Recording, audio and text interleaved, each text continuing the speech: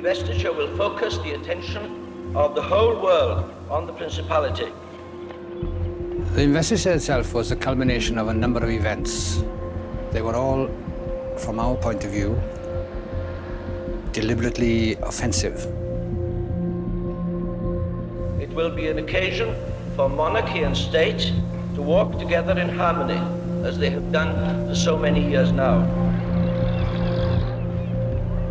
They were throwing gauntlets down. And someone had to pick them up. When you came to Wales, of course, there was quite a lot of strong anti-English nationalist feelings. It's something that you've come to understand, come to comprehend since you've been in Wales. You see, I think they feel so strongly about Wales as a nation, and it means something to them, and they're depressed by, you know, what might happen to it if they don't try and preserve the language and the culture, which is very unique and special to Wales. And if something is unique and special, I see it's well worth preserving.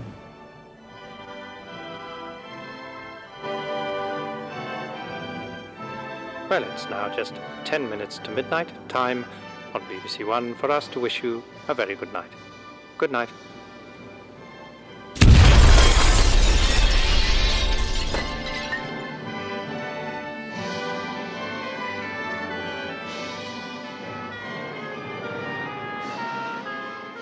Yn ystod y nos neithiwr, fe ddigwyddodd yr hyn roedden ni I gyd wedi bod yn ei ofni ers misoedd. I believe that the nationalists of Wales have created a monster they cannot control.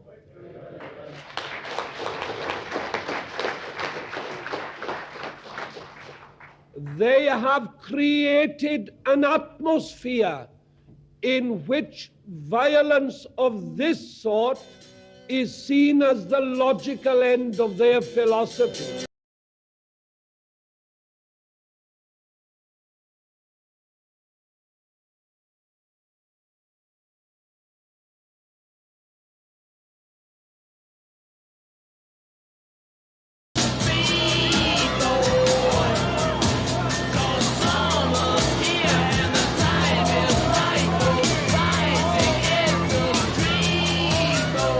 We in Wales were the local arm, as it were, of a worldwide movement.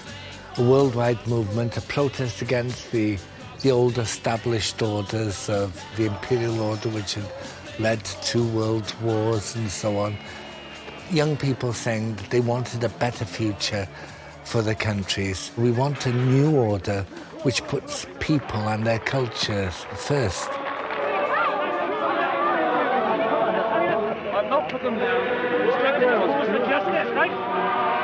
So the irony of the investiture is that it happens at the end of the 1960s, the end of a decade of extraordinarily tumultuous politics, decolonisation, student revolution, the pill, the expectation of equality.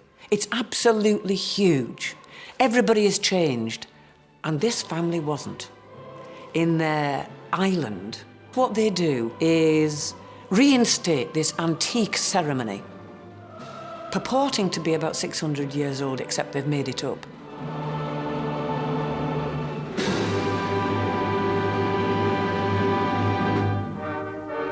The promise of the investiture ceremony had been made in Cardiff over a decade earlier.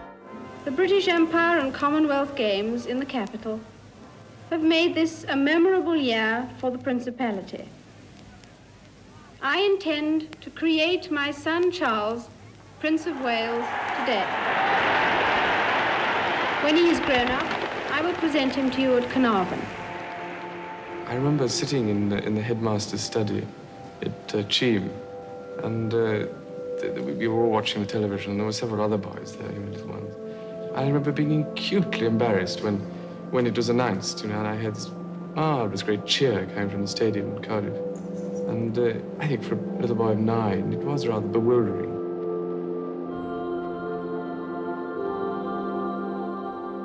Charles is a frightened, subdued soul. The Queen tells him, across a public address system, for goodness sake, that he's going to be anointed the Prince of Wales. This is a very odd way of being a family, but it's a guarantee of the duty of the sons. This is the way that the royal family was really operating at this point. You are told something, you put up with it, you deal with it, and you cope with it. And it's really hard for Prince Charles because he's a very sensitive child, he's a very thoughtful child, and this weighs heavily on him. He really is expected to just accept it and get on with it. The idea of the 1969 investiture was popular in Wales. A Western Mail poll at the time suggested that the majority of Welsh people welcomed their new prince with enthusiasm, without ever questioning his historical right to that title.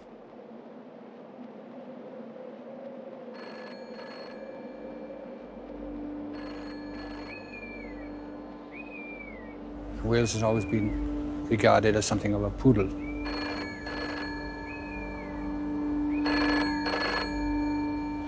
And I think the principle was that we had to show that this was not a sentiment shared by everyone, and that there were some people who remembered a bit further back.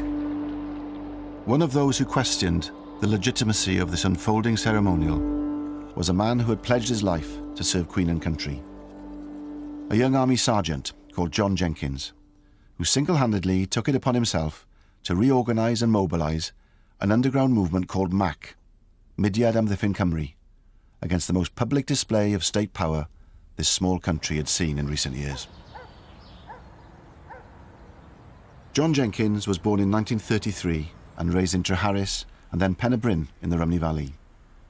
He was the son of a miner, and he described his childhood as idyllic. The young John wasn't raised as a Welsh speaker, but he was fascinated by history and his Celtic roots. In particular, he was captivated by Capel Gwladys, an ancient site on Gelli Gaer Common, close to his home in Pen y Bryn. It's a place he would return to many times in his life. He played drums in the local kazoo band, and his love of the drums and the outdoors would take him into the army.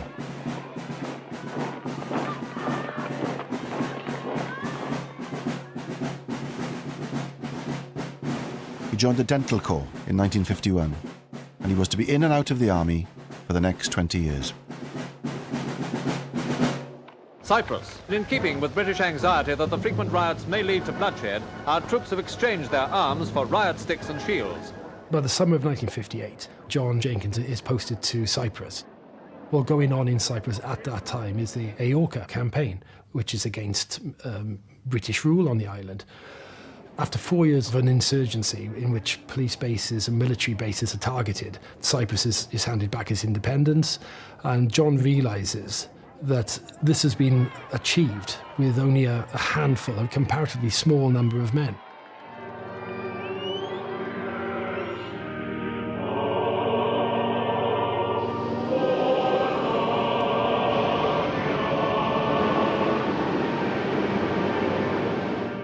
The British Empire flourishes because of the coalfields in South Wales, because of the iron, the steel, not just in South Wales, not just from the slate from North Wales, but it's an integral part of the imperial story. But by the 60s, that empire is dead, essentially. The empire is crumbling. Those opportunities that were there in the empire are no longer there. The coalfields are beginning to fail, so that you see unemployment amongst the coal miners increase in the 1960s.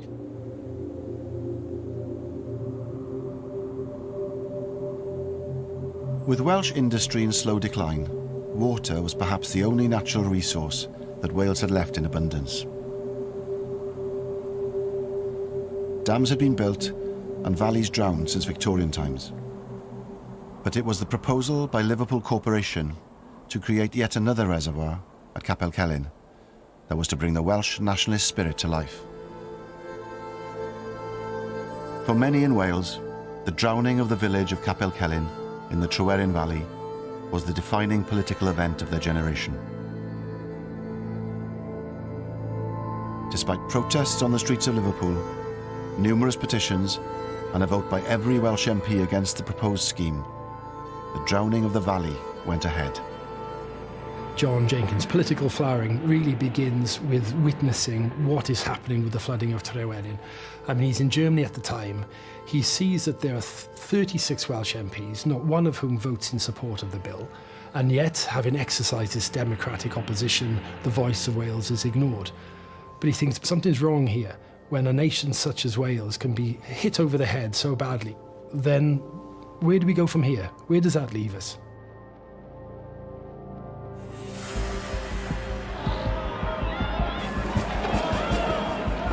For some people, it said, there is no political democratic solution to this, and the only way we can win our freedom, the only way we can look after Welsh interests is not through the ballot box, but through some kind of violence.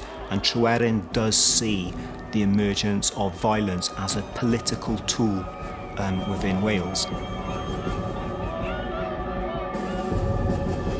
The following year, on his return to Wales, John Jenkins was to bear witness to one of the most horrific man-made disasters of the industrial age, in a town that was close to his heart. BBC One continues now, earlier than published, with 24 hours.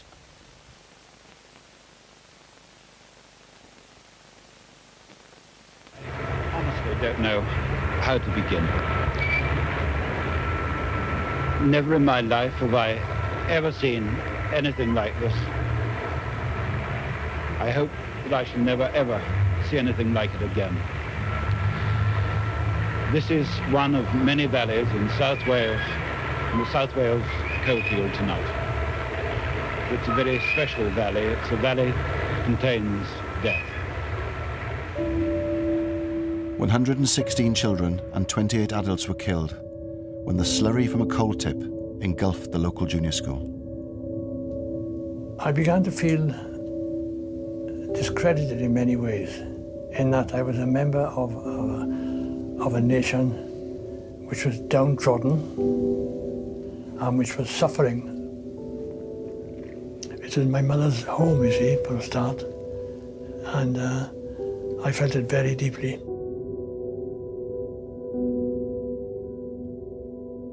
It was a combination of various factors which did include Tryweryn and did include Aberfan. Those are the things which made me realise that something must be done. That summer had seen a significant victory for the nationalist movement in Wales, with Plaid Cymru, the Welsh Nationalist Party, winning its first parliamentary by-election in Carmarthen in July 1966, making Gwynfor Evans the first ever Welsh Nationalist MP at Westminster.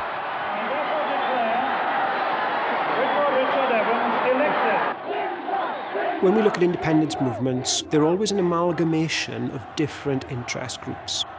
A campaign for national independence or national self-determination that is successful is a campaign that is able to bring together all sorts of different perspectives.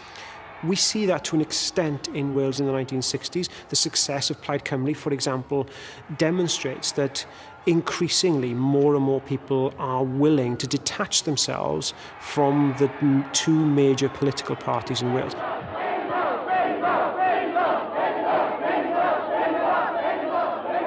But Gwynfor Evans would struggle to reconcile his position as Plaid Cymru's only representative in Parliament with the demands of other groups within the growing movement for Welsh independence.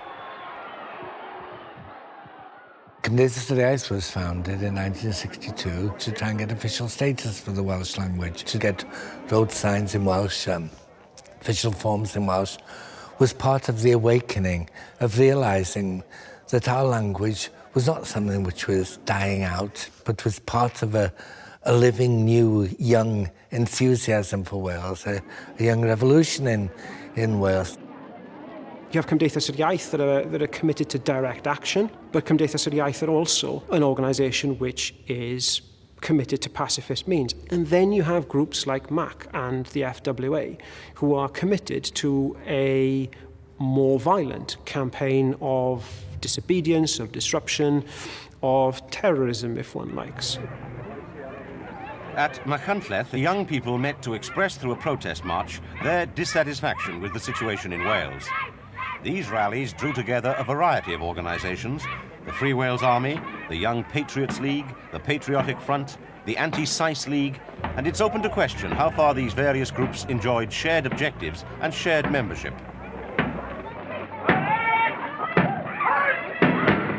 Well, the FWA started as, 2 or 3 people got together, people like Cayo and Dennis Coslet especially, a couple of farmers that were related to Cayo. Cayo had a privileged boyhood and education. Public, 2 or 3 public schools, I think.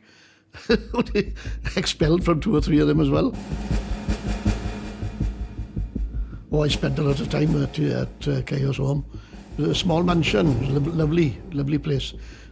He was a throwback, from the days of the princes. That's when he should have been alive, in fact. The days of Glyndŵr and Llywelyn. He'd have loved it.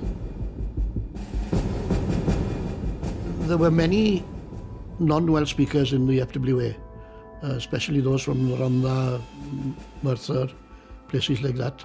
And they joined the FWA, I think, because they didn't feel as if they fitted in with Plaid Cymru because of the language. They wrongly thought that he had to speak Welsh. And FWA became a natural home for many of these disenchanted Valleys people. We'll make a stand and prove to the world, for once and for all, that we are a nation, that we will stand on our feet. At least we have made the dismal pages of Welsh history a little more exciting. Cayo is in the South Wales Borderers, and he fought in Malaya against the communist insurgents. And he always hated communism from then on, and anything left-wing. It was a strange concoction, Republican on one side and a rampant right-winger on the other. Destroy the flag of tyranny. That's it. What Cayo is able to see in Malaysia is similar to what John Jenkins is able to see later on in Cyprus, which is that he sees these small groups of individuals cause disproportionately large political and social effects through the use of violence. But they also find that these groups are very elusive. Cayo in particular finds that in Malaysia the guerrillas can just disappear. And that, of course, is very similar to the way the Welsh have waged warfare for centuries back in medieval times. The landscape of Wales is very rugged, is very rural. And if you look at the ways the campaigning of, for example, Owain Glyndŵr, there's a big emphasis on small, what we might now call guerrilla tactics.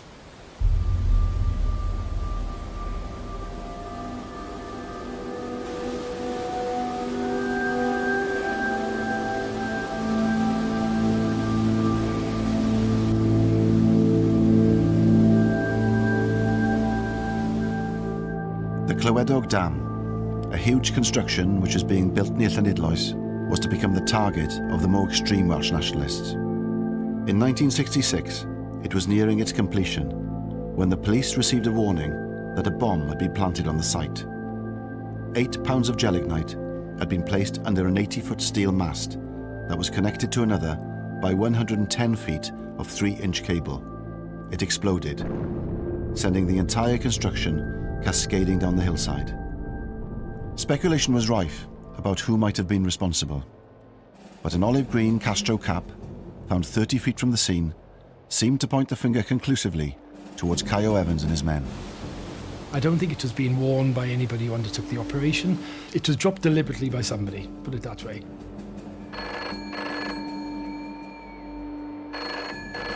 "200 people were questioned throughout Wales, one of whom was Gwynfor Evans.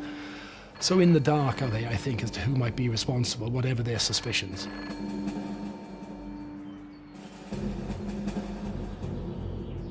The Clywedog explosion had in fact marked the return of a shadowy organisation which had been started back in 1962 in reaction to Tryweryn. This was MAC, Mudiad Amddiffyn Cymru, the Movement for the Defence of Wales. Most members of then MAC were well known by everyone, including the authorities. So therefore, any action that had to be undertaken by someone who wasn't known and I certainly wasn't known. On his return from Germany in 1966, John Jenkins started to reorganise MAC. He was based at Wrexham, at the dental unit in Satan Barracks. As a non-combatant in the army, he had the perfect cover.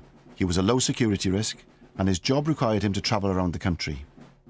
Plus his role in training the TA band brought him into contact with a new source of potential recruits. Some people would come up and say, oh, so-and-so is a good lad, you know, he's really raring to go. And if he then proved beyond any doubt that he was the right sort of material, he would be recruited, and he would then recruit his own cell. 1 or 2 people at the most, no more. You know your immediate 2 or 3 people in the cell, and you may know the one superior person above that, but you don't know anybody else. They wouldn't even know how to contact me. I would contact the leader of that cell. He was the only one who knew my face.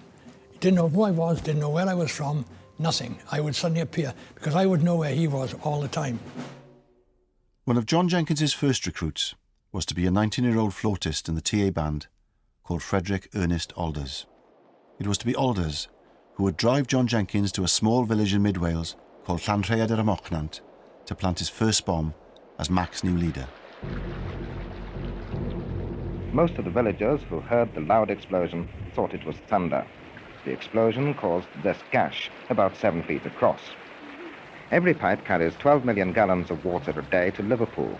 Detectives found a piece of fuse, a small lead plate, a spring, and a brass cover which could have been part of a timing device.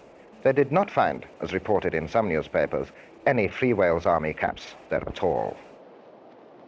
While the Mac bombers were creating havoc for the authorities, the Labour Party was waking up to the threat of mainstream nationalist politics.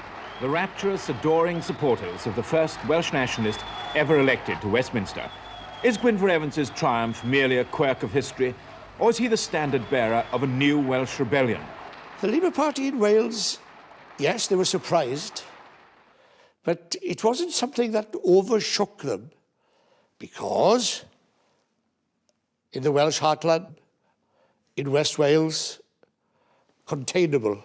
But then a year later, when Ron the West almost went to Plaid, you know, that was really serious business, because now Plaid Cymru had come to the door, to the front door of the Welsh Labour heartland. Somehow, whoever it was, they must have thought back, they must have known their Welsh history, how the investiture of 1911, that Lloyd George himself thought of, how popular that appeared and came across Wales. Someone must have thought, hey, this is what we need to do. For the Labour Party, reviving the investiture ceremony now seemed like a timely political move. There was an understanding, I think, on the part of Labour MPs that the royal family was a lot more popular than one might appreciate if one just listened to the nationalist narrative, and that by holding such an ostentatious demonstration of royal power and of unionist power in the capital of Welsh nationalism, they would be cocking a snook at any kind of move towards a more nationalistic Wales. When the Labour government announced that the investiture was to take place at Caernarfon on the 1st of July 1969, it provided a new focus for the nationalists in Wales. Ond wedi syni fwy bod cenedlaetholwyr wedi gallu croesawu a breichiau agored berson sy'n symbol o'n huniad a Lloegr.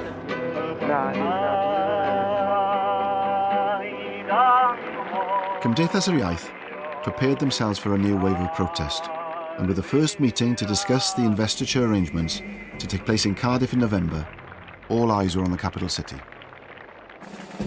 The Free Wales Army, of course, took up the cause, and in their own unique style were using every opportunity to draw attention to themselves, with Dennis Coslet, Caio's loyal lieutenant, getting interviewed on national television by David Frost. Tell me a little about the Free Wales Army. What does it stand for? Well, we are a militant group. We are not pacifists. We are neither conscious. We are prepared to fight for our freedom. Fight for your freedom against whom? from the imperialist government. The Free Wales Army did have its role to play within the militant arena. They were visual, they were vocal, and they did succeed in diverting resources and attention from the real bombers. What sort of things have you done so far? Oh, we've caused a lot of damage to your pipelines. How have you done that? How have we done it? Well, we've just put plastic on the establishment's pipelines and blasted away. The FWA did Mac a great favour. They took all the publicity while Mac could act surreptitiously. Nobody knew who they were, where they were from, where they'd strike next. On November the 17th, 1967, the Investitures Organising Committee was to meet at the Temple of Peace in Cardiff. John Jenkins, as Mac's new leader, was acutely aware of the opportunity this presented. John decides that every time a member of the royal family or those involved in the organisation of the ceremony steps into Wales, there will be an explosion. In the early hours of the morning, on the day of the investiture meeting, a 15-pound bomb exploded in the Temple of Peace.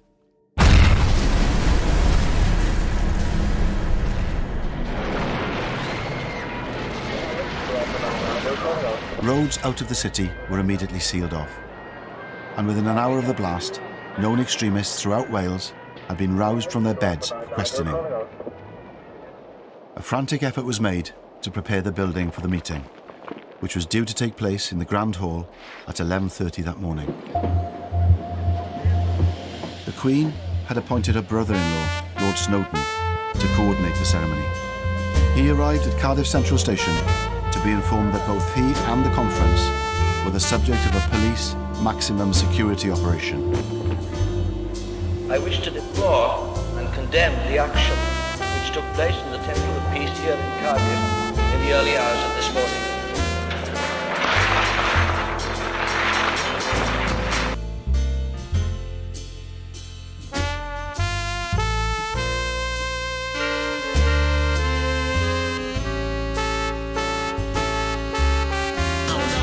Explosive of years across the globe sees the start of 2 years of explosions in Wales.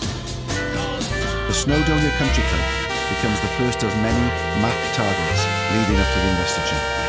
The bomb went off in this letterbox fixed to the wall at 20 to 2 this morning.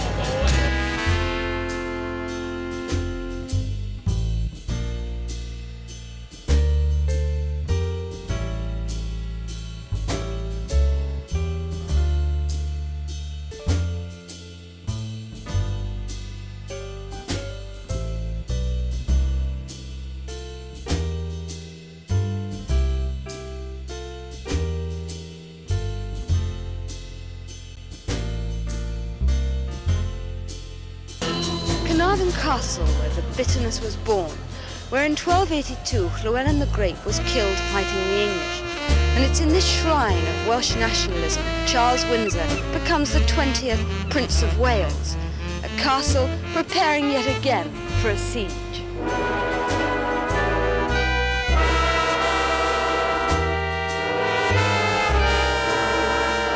Would you like to go to the investiture and see the prince? No, why not? In case there'll be a bomb then.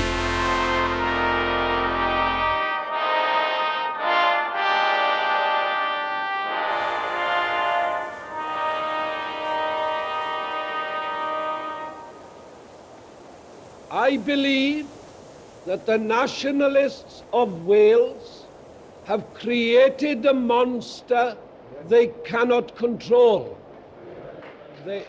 George Thomas became a bit of a caricature of someone who hated the Welsh language, even though they were Welsh, and who gravitated towards an English monarchy. Royalty, the royal family, was very, very, very important to George. Hugely important. Gwenoro Jones, who was an official of the Welsh Labour Party before he became an MP, for example, used to visit George at his home. He walked into the lounge, either side of the fireplace, 2 feet by 3 feet type of size. Both sides, the Queen and Prince Charles. Amazing. funny thing to keep in your lounge, isn't it? The first appointment of the day for George Thomas MP, Secretary of State for Wales. Breakfast with Mound. Even though the announcement of investiture was in the days of Clydwyn Hughes, the carrying out of the process, that was George's responsibility, and I bet you he must have loved it. He would have been in his element. The Prime Minister said to me, and next year, George, you will have the investiture of Prince Charles. Well, at that stage, I didn't think it was going to involve any problems, because I thought, well, that's right, it'll be a very pleasant occasion, but full stop. But of course, we had a lot of anxieties first. A device had been placed on a basement windowsill, and the blast, which was heard 3 miles away, blew indoors and threw furniture around. No sooner had George Thomas become Secretary of State than Mac struck again, audaciously blowing up his headquarters at the Welsh office. Minister, do you think that, say, Home Rule for Wales would stop this sort of thing? Not at all. Our Home Rule for Wales isn't wanted by the Welsh people. You'd start a lot more trouble if you tried to give Home Rule to Wales. What we're seeking for is a greater sense of participation in the work of the government. Prince Charles, on a visit to the Welsh office, has his first experience of anti-investiture protest. But the throwing of smoke bombs evoked little sympathy for the protesters, who were accused of, in the words of one church leader, ignorant discourtesy to a young man who is in no way responsible for the position in which he finds himself. La la la la la la la la la la la. Mae gen I ffrind bach yn byw yn Buckingham Palace, a Charlo Windsor yw enw e. Tro dwetha res I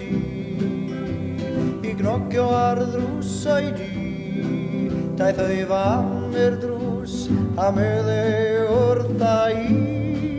O Carlo, Carlo, Carlo mare bolo heddi, heddi. Carlo, Carlo, Carlo mare bolo vita dani. Well, I was a student in University College, Aberystwyth as he was at the time. Prince Charles was to be seconded to Aberystwyth for 6 weeks of the summer term, during which time he was going to learn the Welsh language, he was going to learn everything about Welsh history and Welsh culture, so that he'd be acceptable then as Prince of Wales. It was quite a surprise when I learnt that I was going to be sharing lectures with the Prince of Wales. I wasn't very excited about that. In fact, I thought it was pretty awful. I thought it was quite ridiculous that he would spend a term and learn all he needed to know. But there we go. Not my choice. But when I was chosen by my fellow students to be the chair of Plaid Cymru in the university, it did become a bit of my business, I have to say, because we became then open to persuasion by the authorities to behave ourselves and not to engage in what was called immature protest against the Prince. I received a letter from the principal at Aberystwyth University, and there was an envelope inside an envelope, and this was marked as to be opened only by the Secretary of State for Wales personally. So I opened it, and in it he expressed his grave anxiety for the physical security of Prince Charles. I couldn't keep this to myself. I had to report it to the Prime Minister, Harold Wilson, who said to me, "What is your advice, Secretary of State?" I said, "To proceed. We cannot have a part of the United Kingdom where a member of the royal family dare not go for safety reasons. We must proceed." The secret police was there at work in the college in Aberystwyth at the time. They had two functions. One was a legitimate function to ensure the personal safety of someone who was the heir to the British throne, but they were also there to ensure that the British state was not politically embarrassed. When we held our protest, the day in which he arrived at the college, I climbed onto the roof of the old college building and I tore up some pieces of paper and I dropped them down as confetti to mark the marriage of the University College of Wales with the British establishment that they were willing to sell out to be used for a blatantly political purpose. I was told later on that police marksmen were on 4 other nearby roofs with their rifles trained at me, so at the time, so had it even seemed that I was dropping anything more sinister than a tiny bit of paper, I'd have been taken out immediately, therefore. Mr. Millward, as one of the Prince's tutors, you've been putting the final touches to his timetable today. Just how rigorous a syllabus will it be? It's quite a heavy syllabus. He'll have his plate quite full during these 9 weeks, and he's very willing to work hard. It was very strange to be in Edward Millward's company because he was vice chair of Plaid Cymru in Aberystwyth and he was a member of staff and he was the tutor who was teaching Prince Charles Welsh. And he was one of the people who was most concerned that Plaid Cymru, the University of Plaid Cymru responded maturely and sensibly and didn't make fools of ourselves or the Prince. But he was felt by the students to have sold out to the institutions by cooperating so enthusiastically.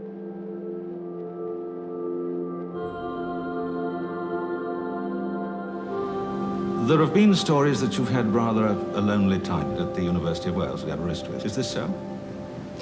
Well, yes, I wonder where these reports come from, but I suppose they circulate. You see, the trouble is that one has to remember that I'm in a slightly different position from several other people. And I think they try and put themselves in my position too much. I think out of certain necessity, I've perhaps been more lonely, if they like it. I mean, I haven't made a lot of friends, if that's what they mean, and I haven't been to a lot of parties or anything. There haven't been very many. And I've had a lot of other things to do.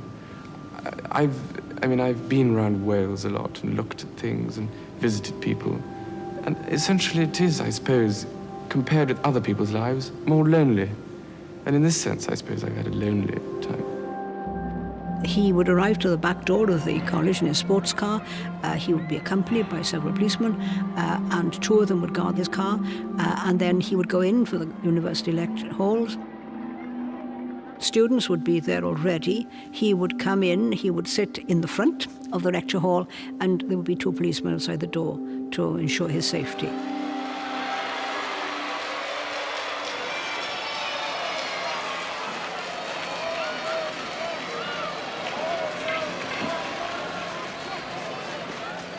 You also learned the Welsh language. Did you find that very difficult? Because most English tongues find it very difficult to get around.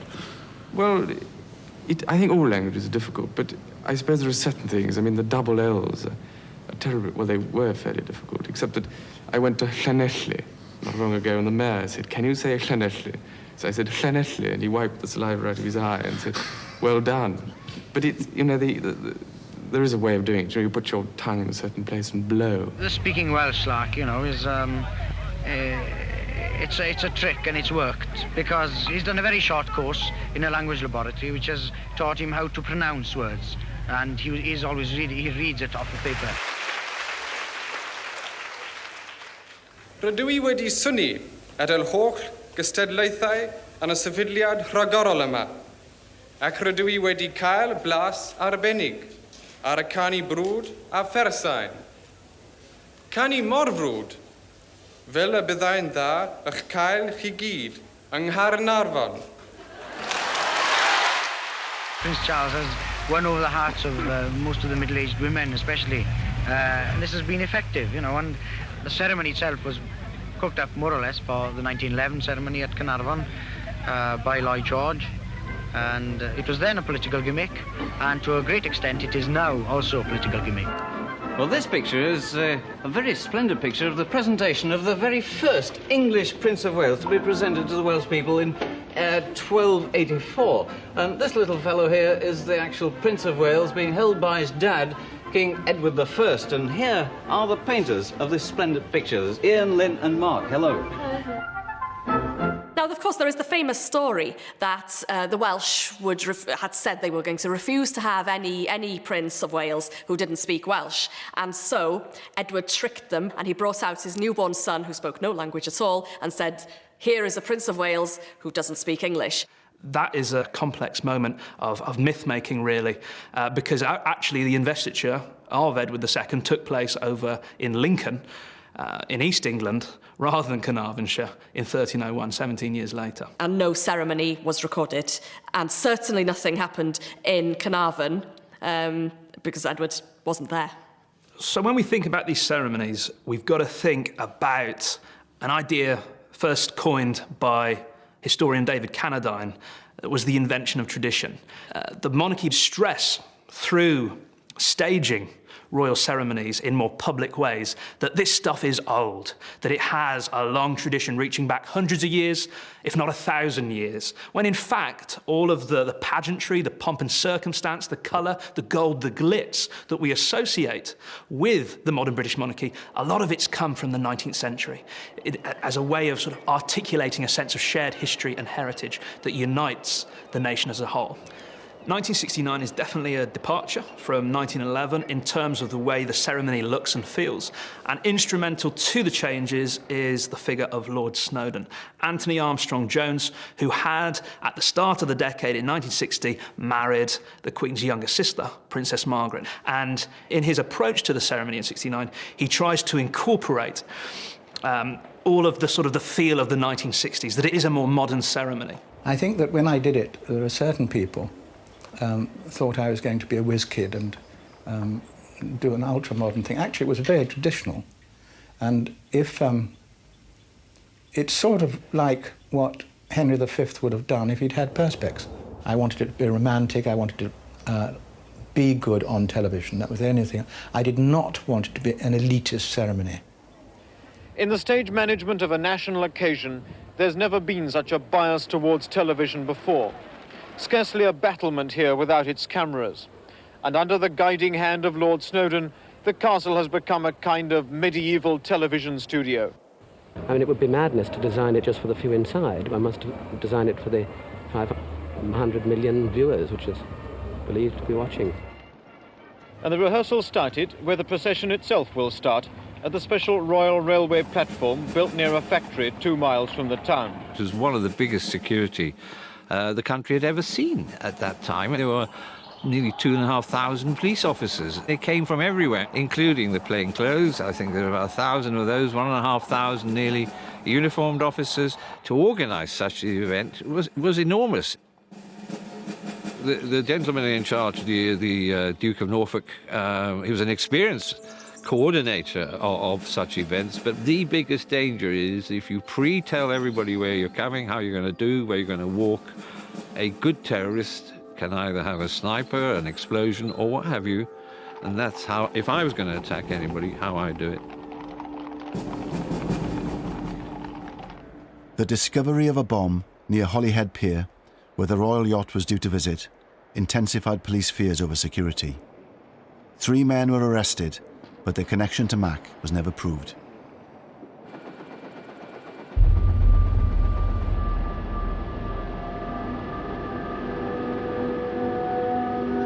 Hello and good evening from Carnarvon on the eve of the investiture. A town which seems about to explode as the sightseers pour into the streets to... John Jenkins, meanwhile, was hiding in plain sight, right under the noses of the security forces. Still a sergeant in the British Army, he had managed to get himself stationed at a temporary army camp in Caernarfon, from where he was directing his bombers. The night before the investiture, there were 4 groups out. And the object of the exercise was to disrupt the ceremony and to cause as much uproar as possible. One was a bomb placed somewhere near where the royal family coach would be coming down. Not near enough to cause any damage, but near enough to cause uproar. Another was placed in the Chief Constable's garden, and that was timed to create a 22-gun salute rather than a 21-gun salute. And another one was to blow up a pier at which the royal yacht was due to harbour, which meant it wouldn't be able to harbour because there was no pier there. The fourth device was to be set in Abergele, 35 miles up the coast from Carnarvon, by two MAC operatives, Alwyn Jones and George Taylor.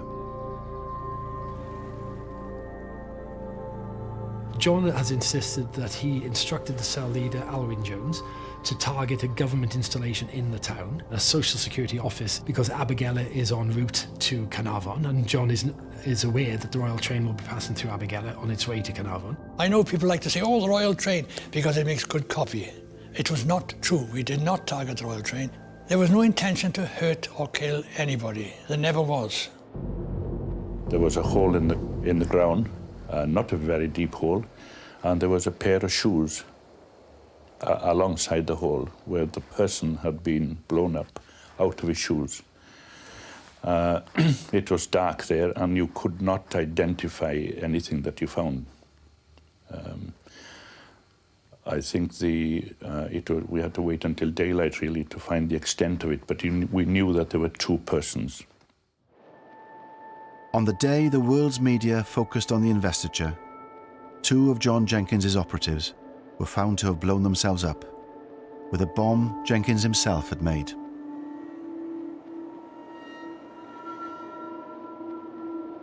An officer put his head in and said, well, we got two of the bastards last night.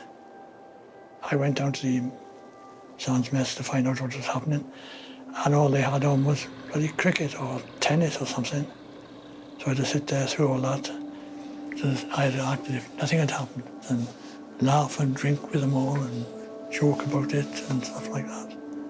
And it was several hours later I discovered which group it was.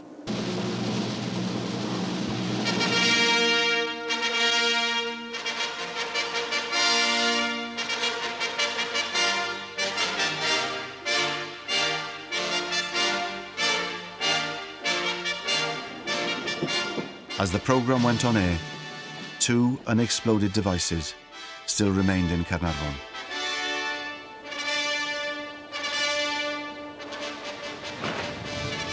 There's the Prince of Wales. He's got out of the train now and into his carriage, wearing the uniform of the Colonel-in-Chief of the Royal Welsh Regiment. With him is the Secretary of State for Wales. We would be untrue to history if we did not say everyone, including the royal party, everyone held their breath until the thing was over.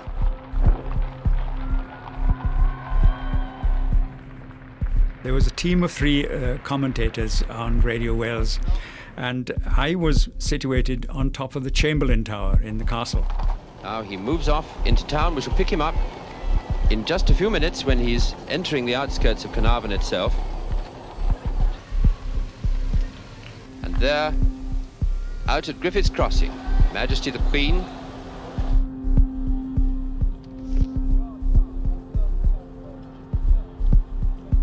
When the Queen arrived in Griffith's Crossing and came off the train, there was to be a 21-gun salute.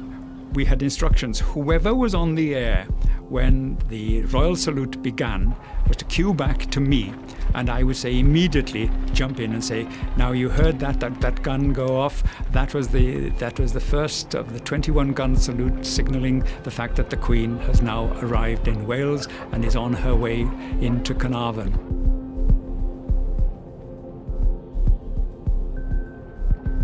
And we got into our commentary, scene setting, myself in the castle, John down behind the dais, Glyn out in the mice where there were thousands of people.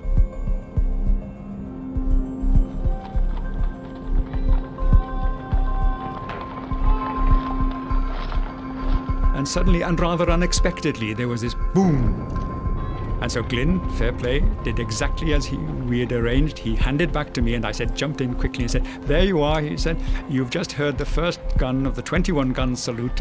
Now we'll listen to the other 20 guns. Absolute silence, nothing. It was quite clearly a bomb. But Prince Charles just looked at me and said, what was that, Mr. Thomas? So I said, Royal salute, Prince Charles. And he looked at me with a question mark in his eyes and he said, peculiar royal salute. And I know North Wales will forgive me because I said, peculiar people up here, sir. I had to say something to cover up. And we both laughed. I said, well, evidently that wasn't the first gun of the 21-gun salute. And then I looked over my shoulder and I just saw a plume of smoke on the hill behind the other side of the harbour, and some people running around. And in fact, it had been a bomb, maybe a diversionary bomb, but it was a bomb. Now, what we're looking at now is an incident of some kind. I heard an explosion just a little moment ago. We thought that one of the guns had gone off accidentally. There could just possibly have been an explosion. The bomb, planted by Mac in the Chief Constable's garden on Love Lane, had detonated as planned, throwing the traditional 21-gun salute into disarray. Now here's the Queen, following up behind her son and just on the outskirts of the town with a full sovereign's escort. The Queen is utterly preternaturally calm. Nothing can flap her. I mean, the Queen herself was very nervous when she went through the coronation. She was very nervous about the ceremonial, very nervous about the fact that if you put a foot wrong on TV, it'll never be forgotten. So how must Prince Charles feel going into this impossible new ceremony? A young man, he's not king yet, he's a long way from that responsibility, and he's young and he's nervous and he takes things incredibly seriously. If he puts a foot wrong, he will really take it terribly to heart and feel he's made a dreadful mistake.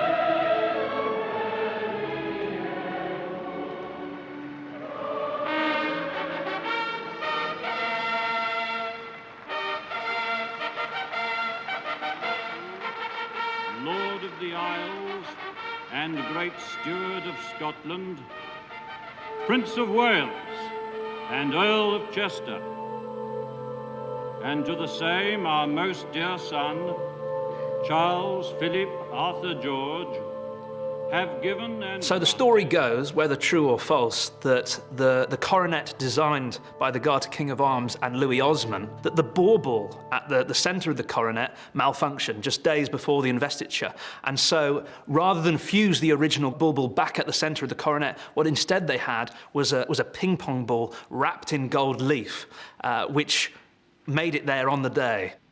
The symbol of sovereignty. I'm not totally convinced by the story. I think it's one that the tabloid press ran with a few years ago. Am hynny, yr ewyllisiwn ac yr hoddwn o'r chymen cae, yr ein rhan ni. Fe ysbrydolwyd pob un o'r bobl hyn, mewn rhyw ffordd neu gilydd, gan y treftadaeth hon.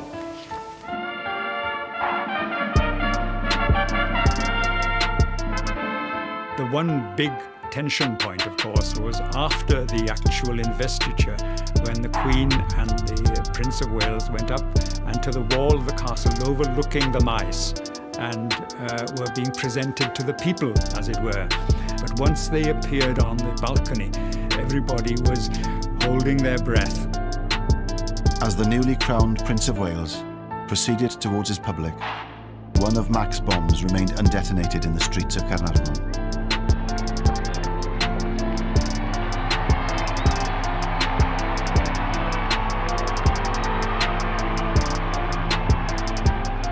We can only guess at what her feelings were in that moment when she presents her boy to the people. And they're there in this kind of raw, exposed, beautiful, but very vulnerable space. And she's giving him to risk, exposure, danger. There is no mistaking spontaneous applause, and this is the real thing.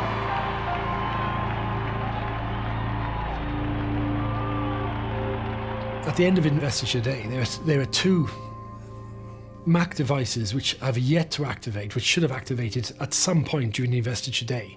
First, which John claims was placed at Llandudno Pier as a way of preventing Prince Charles from stepping off from the Royal Yachts Britannia onto the pier to begin the royal tour of Wales, which apparently is never found.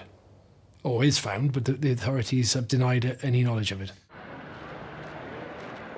But the other device in Carnarvon is then activates on the 5th of July, 5 days after the investiture, when 10-year-old Ian Cox, who's on holiday from England, goes to retrieve his ball. It's gone behind a wall, kicks out at what he thinks is an old lampstand. It activates and he suffers severe burns and his right leg is amputated. Without question, the low point of this campaign is the injuries to that little boy.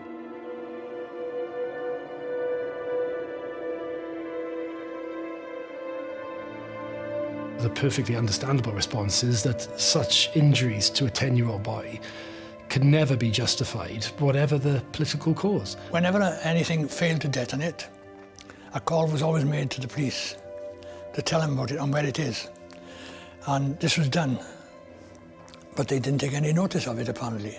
So I made a point of asking, when I was captured eventually, why didn't you take any notice of the call about the bomb? And they said, because it was one of thousands we had on that day, and we couldn't possibly investigate all of them. Such a campaign of sort of indiscriminate time devices, deaths and injuries are perhaps inevitable one way or another. Explosions on remote pipelines in the Welsh mountains is one thing. Blood on the streets is quite another. This is as bad as it gets. I think, looking back, Charles was the experiment. He was the guinea pig, if you like, in the royal family media project, in the whole let's get the TV cameras in and show ourselves off. Now, partly, that's a pact with the devil. They have to do it because that's the commandment, really, of modernity. But it puts them at huge risk. He can't go back to being a private royal, a private student, ever again. I think John gets a sense that the police are onto him, and so he returns home and finds himself back at Capel Gladys, which has always been a place of sanctuary for him. John said if the pressure was bad leading up to the investiture, after it was just almost to the probably unbearable, actually. Having lost 2 colleagues in Mac, owing to a bomb which he had assembled, which he had handed to the cell leader Alwyn Jones. But if that wasn't bad enough, then he has the injuries to Ian Cox 5 days later. However successful his campaign of disruption had been, these failures were weighing heavily on him. I think he was just relieved, is the impression I get. He said it almost came as a relief when I heard that knock on the door.